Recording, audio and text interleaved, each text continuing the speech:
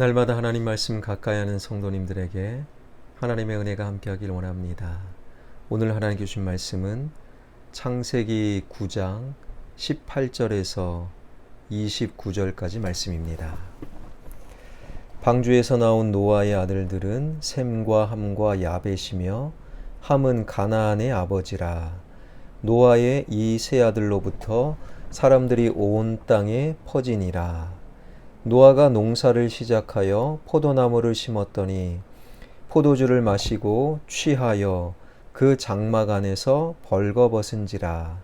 가나안인의 아버지 함이 그의 아버지의 하체를 보고 밖으로 나가서 그의 두 형제에게 알림해 셈과 야벳이 옷을 가져다가 자기들의 어깨에 메고 뒷걸음쳐 들어가서 그들의 아버지의 하체를 덮었으며 그들이 얼굴을 돌이키고 그들의 아버지의 하체를 보지 아니하였더라.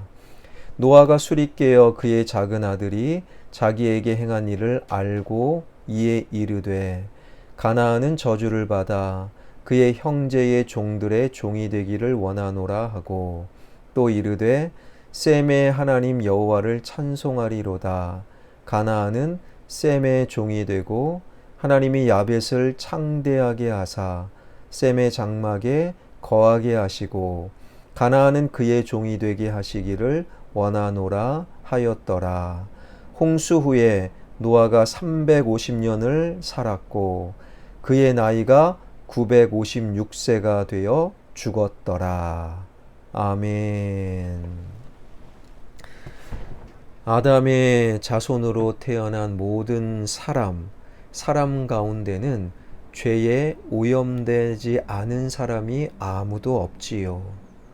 이 말은요, 사람 가운데는 완전한 자가 아무도 없음을 의미합니다.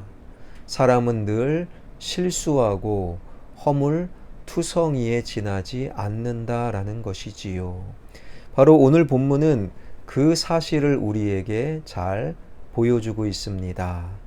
20절, 21절을 보니 노아가 농사를 시작하여 포도나무를 심었더니 포도주를 마시고 취하여 그 장막 안에서 벌거벗은지라. 홍수가 끝난 지 꽤 오랜 시간이 흐른 뒤에 오늘 본문의 사건이 벌어진 거예요. 노아는 그동안의 홍수로 척박해진 그 땅을 개간하고 다시 농사를 시작했는데 특별히 포도나무를 심었다라는 거예요. 바로 그 포도나무로부터 나온 열매, 포도를 가지고 포도주를 만들고 그 포도주를 마셔서 취하게 되었고, 그리고 특별히 포도주를 마시고 취하여 벌거벗었다라는 거예요. 그야말로 노아는 정말로 추태를 보였다라는 것이지요. 21절에 포도주를 마시고 취하였다. 이 말씀을 원문으로 보게 되면 그 포도주라고 되어 있어요. 이 말의 의미는 그냥 한 번 마셨고 한 번 취해서 벌거벗은 것이 아니라 이제는 포도주를 즐기는 자, 술을 즐기는 자가 되고 제법 자주 일상이 된 포도주를 마시고 취하여 벌거벗은 추태가 이제는 노아의 일상이 되었음을 우리에게 알려주고 있다라는 거예요. 원래 노아는 어떤 사람이었습니까? 창세기 6장 9절을 보게 되면 노아를 이렇게 소개하지요. 노아는 의인이요 당대의 완전한 자라. 그는 하나님과 동행하였다. 그 노아는 120년 동안 하나님의 말씀을 쫓아 방주를 지었던 사람이에요. 그리고 방주 안에서 1년 17일을 하나님 말씀을 따라 지내면서 이제는 방주에서 나와라. 그 방주에서 나오자마자 자신의 계획과 바램과 욕망을 죽이는 예배를 드렸다라는 거예요. 이러한 노아는 하나님의 사랑 안에서 생육과 번성과 충만함의 복을 받아 누리게 되었던 노아. 그런데 그 노아는 말년에 오늘 본문처럼 참으로 추한 모습을 우리에게 보여주고 있다라는 것이지요. 바로 이렇게 추하게 변해버린 노아의 말년을 통해 우리는 한 가지 중요한 메시지를 발견하게 됩니다. 인간은 누구든지 하나님 은혜에 입지 않고서는 어떠한 선을 행할 수도 없고, 그냥 인간을 가만히 내버려 두면 그냥 추한 모습으로 살다가 그렇게 세상을 떠나는 보잘것없는 존재가 바로 인간이다라는 거예요. 오늘날 우리가 예수님을 믿고 구원을 받고 그리스도인으로 예배도 드리고 기도도 하고 찬양도 하고 봉사도 하고 하나님의 일도 하며, 그래도 사람답게 사는 것은 우리가 대단해서가 아니라 바로 하나님의 은혜 때문이라는 것입니다.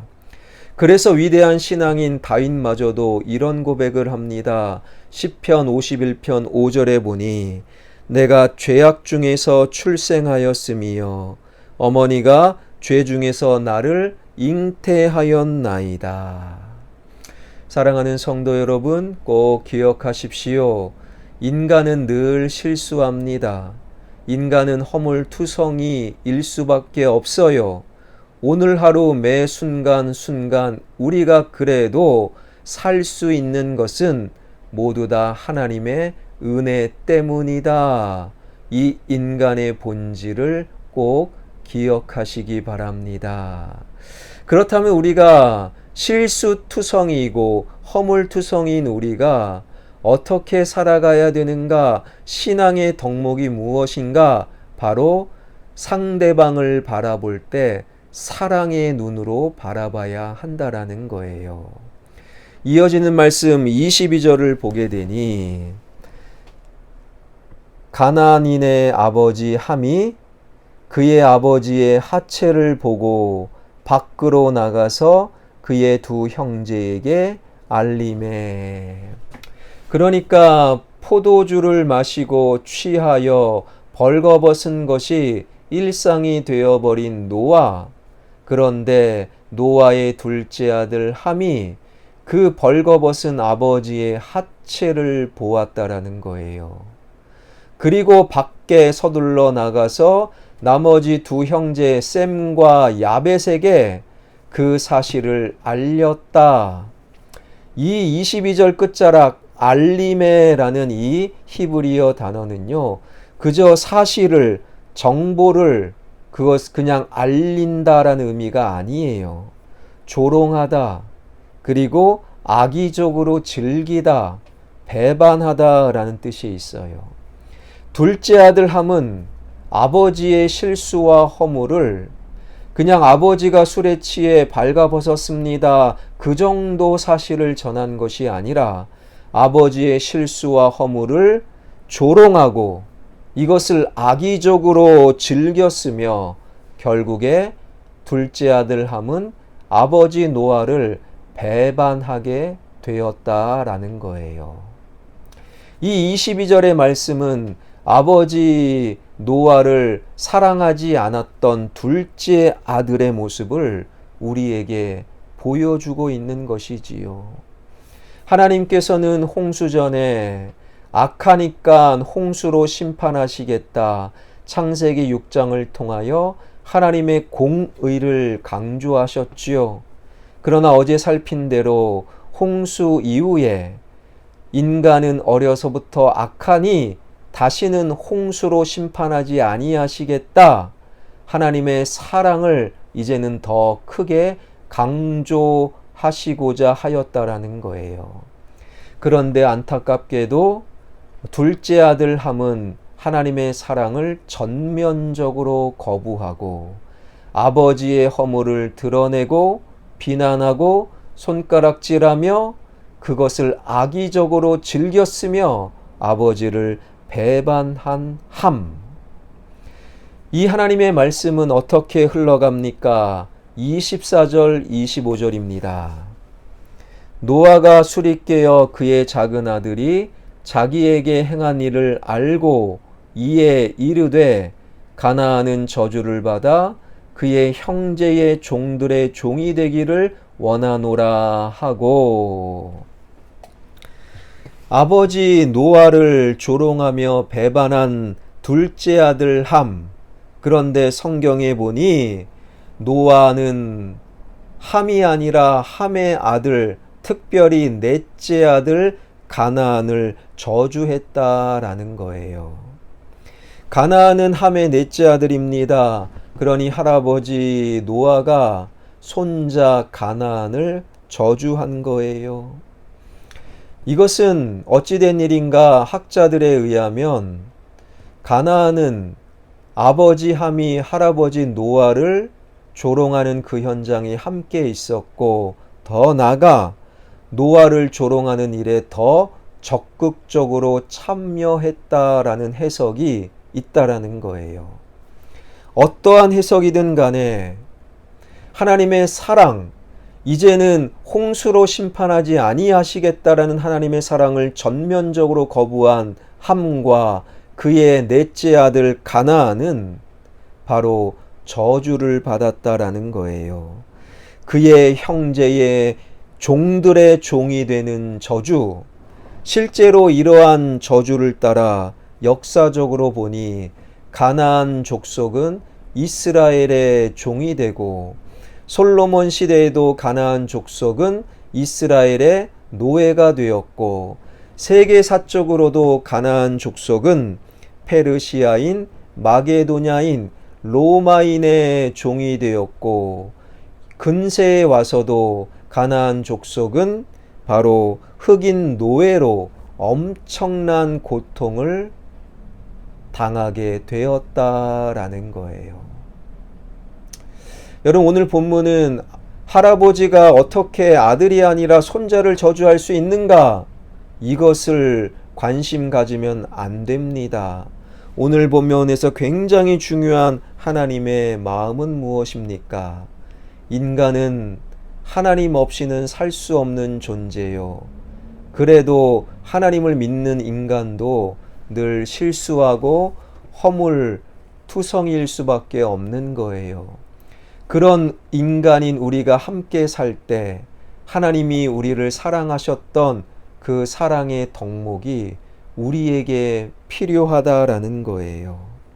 물론 그 사람의 허물과 실수를 무조건 덮어주라는 말씀은 아닙니다. 지적할 때는 지적하고, 말해야 될 때는 말하고, 혼낼 때는 혼내야 됩니다. 그러나 그 모든 이유가 바로 사랑하기 때문에. 그래서 사랑의 매가 있다, 이것은 굉장히 성경적인 말이라는 것이지요. 사랑하는 성도 여러분, 하나님의 사랑이 우리를 살리셨어요. 하나님의 사랑이 예수 그리스도의 십자가 그 역사를 통해 우리를 구원하셨지요.